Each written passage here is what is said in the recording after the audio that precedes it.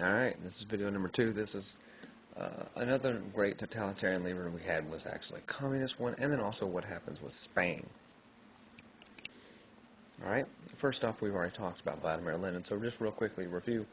Vladimir Lenin came to power in what was called the October Revolution, or Bolshevik Revolution, or Communist Revolution.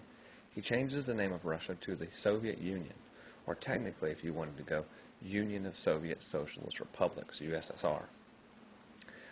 He then made an organization called the Comintern. Now, the Comintern's goal was to spread communism to all these other countries. So when we already talked about the Red Scare, that's not too far-fetched because that's what he wanted to do, right? He wanted to spread communism. I mean, it's right there, plain black and white for you. When Stalin dies, there is a struggle for power between Reds and Whites in this Russian Civil War, ultimately ending with one guy being, basically assassinated in Mexico, and Joseph Stalin is the one who takes control. Now, Joseph Stalin takes the ideas of Lenin, and he actually brings in that totalitarian aspect now. He wants to control everybody. The way Joseph Stalin controlled everybody was through what were called purges, and then also the Gulag. Famously, there were a couple of purges in which he purged intellectuals and artistic movements, and anybody who oppressed him, he removed them from power, and if he didn't have them killed, he sent them to a gulag. Now, the map you see here are these little red dots. These were gulag locations throughout the Soviet Union. So what are gulags? They are essentially work camps. They're concentration camps. So if you're kind of wondering where that whole idea comes that Hitler's going to use, probably going to borrow it from Stalin. Because remember, they're sharing ideas. They're both totalitarian. Now, Hitler doesn't like Stalin because he is communist. If you remember in Mein Kampf, he talks about how he doesn't like the communists. But we're going to see how they're alike later on as World War II begins to start.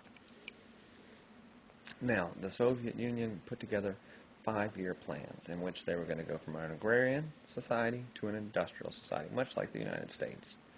However, they do not have the capital. They do not have all the things that America had when they became this world power.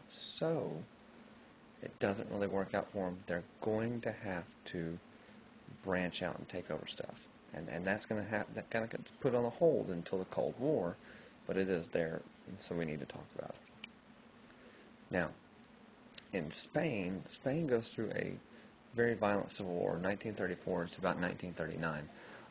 There are two sides, you can see them, right? The nationalists, they had the right army, they were industries, they were landowner middle class, Catholic Church, and they're actually supported by Germany and Italy. They're the fascists, okay? The other side, the Popular Front, the loyalists, workers, peasants, unions, socialists, communists, and then there's anarchists. So what happens here is Germany and Italy are going to help one side, Stalin's going to help the other. What's the United States doing at this point? I'm going to just kind of ruin it for you and say neutral, but I'll talk about that in the Neutrality Acts and how that all takes effect and what all happens. We'll get there and we'll cover all that, okay? So don't worry. At the end of the Spanish Civil War, a man named Francisco Franco comes to power. He is a fascist. He gets a lot of support from Germany. There's a very famous painting, and sorry, I blocked it up behind this other one here. Pablo Picasso actually painted a picture called Guernica. Guernica is a city in Spain called the bombing of Guernica. And there's all kinds of body parts, and it's not gory. It's kind of more of an imagination thing. Now, there has been a movie made kind of telling the story of the Spanish Civil War. If you've ever heard of Roberto Rodriguez, he's a very famous director along the line of Quentin Tarantino, and he made a movie called Pan's Labyrinth. Now, it is in Spanish, and so you have to go back to the dub titles, but it tells the story from a little girl's point. So she doesn't know how to describe a tank or a plane. She sees them as these mythical monsters, and it's really cool if you can piece that together and then deal with the subtitles and be patient and see someone's artistic view as an outwards, not just go, oh, this is boring and dumb. You actually got to branch out a little bit, okay? Now, one more we did get involved in was the Chinese Civil War. Now you can see there the Chinese Civil War. The United States and the USSR are actually involved at this point. We are helping a man named Chiang Kai-shek, whereas they are helping a man named Mao Zedong, the communist. And this is actually going on pretty long until the Mukden incident. Now, the Mukden incident was in Manchuria. Basically, you can see it there. That's the Imperial Japanese flag. They invade Manchuria, and they basically claim it for themselves. So these two civil sides in this Chinese Civil War put things on hold, and they decide we want to kick out the Japanese, and then we'll come back to fighting each other. And they do, and there'll be some resolution of that after World War II.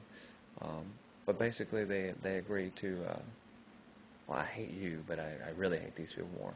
And so this is kind of brewing here. We denounce this. We pass sanctions on Japan, which ultimately lead to the decisions in Pearl Harbor.